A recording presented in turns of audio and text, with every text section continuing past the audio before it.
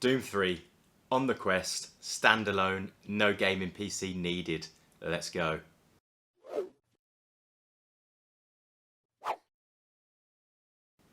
An absolute legend has created a version of Doom 3 that runs on the Quest completely standalone. You don't need to be connected to a PC to run it.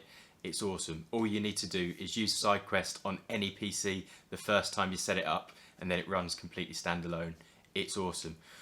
To run it, you need to go to doom3quest.com and follow the steps that are there. You do need to own the game on Steam, and at the minute that's about £3. Really, really good deal. You don't need the BFG edition, just the standard edition. And just follow the steps there. You copy some files onto your Quest using SideQuest. It's really quick and easy. It only takes a minute or two. Gamertag VR did a really, really good video on it. Follow his steps and you'll be there in no time at all. It is awesome. Do it. So first of all, I should say that I have no nostalgia at all for Doom 3. By the time it came out in 2004, I had played Doom 1 and 2 to death. I had a very standard PC, nothing fancy with a fancy graphics card, so I probably wouldn't have even been able to run it at the time. But it didn't even look like a Doom game to me, so I had no real interest in playing it. Fast forward 16, 17 years, and we're in a different picture. I can look back in it a bit differently and really appreciate what the game is about. Now I'm playing it on the Quest. It's blowing me away. This is a really, really good shooter. If you haven't tried it out, this is the way to play it. So don't be put off by the 2004 graphics. The textures look actually pretty good when you're in VR, and they hold up really, really well. The atmosphere is really good, and the jump scares are absolutely terrifying. I've jumped out of my skin numerous times. You'd think you'd get used to it as you play through the game, but you really don't. They get you every time. The game deals with the cutscenes really well, so it switches to a cinematic camera during the cutscenes that kind of jump around the room and show you different aspects, but you maintain that VR controller where you're looking, so you can turn your head and still keep a line of sight, see what's going on. It's a really good way of keeping you interested in the cutscenes. The level design is absolutely fantastic. Now, you shouldn't expect anything else. It comes from John Carmack, we know what he can do, and this is a true example of it. There is no hand-holding in the game at all, and I really felt like I was going to continually get lost when I played, but you don't. You kind of stumble your way through and learn your way through the maps really, really quickly, and there's little hints and little nudges in the right direction in true Carmack style. You've got a great range of enemies, from the humans that were originally inhabiting the Mars base you start on, through to the demon that spawns straight from the gates of hell. Both of them are quite interesting, and you have to attack them in different ways. My main advice to you is to shoot everything. Even if it's someone talking to you, seeming friendly, things can change on the flip of a coin. So just shoot everything, keep safe, keep your path clear. You've got an awesome range of weapons, from your pistols to your shotguns to the big rail guns. It's really, really good, and you should play with all of them.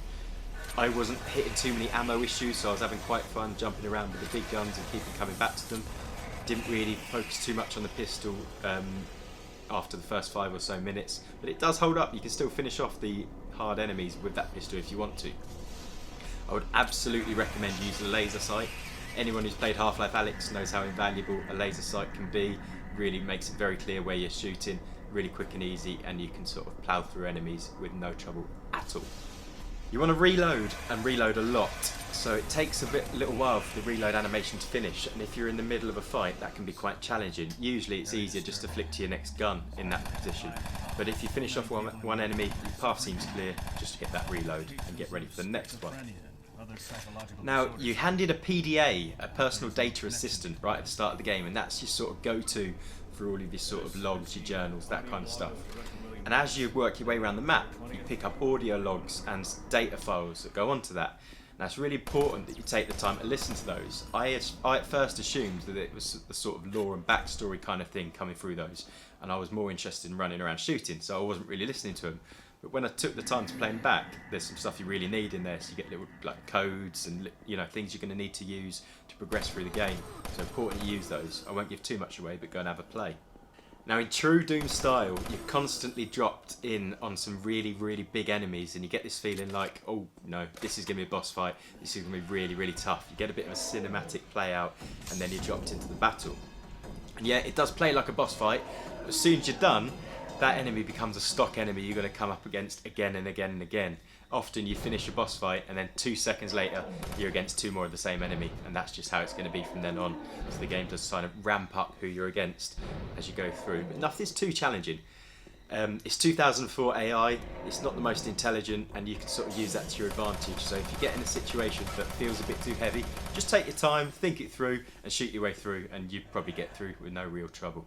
Now the puzzles are tricky, so like I say, there really isn't any hand holding. There's a few points where I was left really scratching my head and wondering what I should do, and I just kept running around the map. I was thinking, you know, am I progressing back too far? Am I going into areas that I don't really need to be into anymore?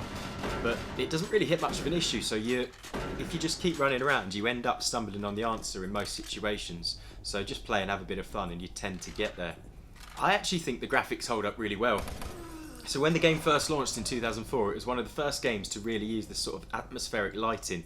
So you can see the light sort of bouncing off objects and beaming out of the light sources, and it really kind of sets that kind of eerie tone. And it's one of the first games to really do that. And we don't see too much of it on in VR, and particularly on Quest native games. So it kind of feels a step above what you see in lots of stuff that is modern and created just for the Quest. For that reason, I think it's well worth everyone having a go and seeing what they're going to get out of it. The VR mechanics are quite basic, so you start with a sort of full body generated. I soon switched that to just the hands only because it does look a bit odd, and sometimes your chest gets in the way. It isn't quite sat where it really would be. But once you've got it sort of set right and you've adjusted the settings to how you like to play, it plays really well, and I could easily put hours and hours into this game and enjoy it for what it is. Now this has been done so well, it really excites me because I'm thinking, you know, how many other games are there from that era that we can just port in and have such great fun with? This isn't a big publisher releasing this is a real small independent job. So when you're downloading the game and following the steps on doom3quest.com, make sure you take the time to give a little donation, because I'm sure it'll go a long way and encourage them to do more in the future. So with that all being said, I haven't finished this game yet and I need to jump back in, so I'm going to leave you there. Do us a favour, if you like this video, press the like button. If you'd like to see more content like this in the future, press subscribe. It really goes a long way to helping me out, and I'll see you at the gates of hell.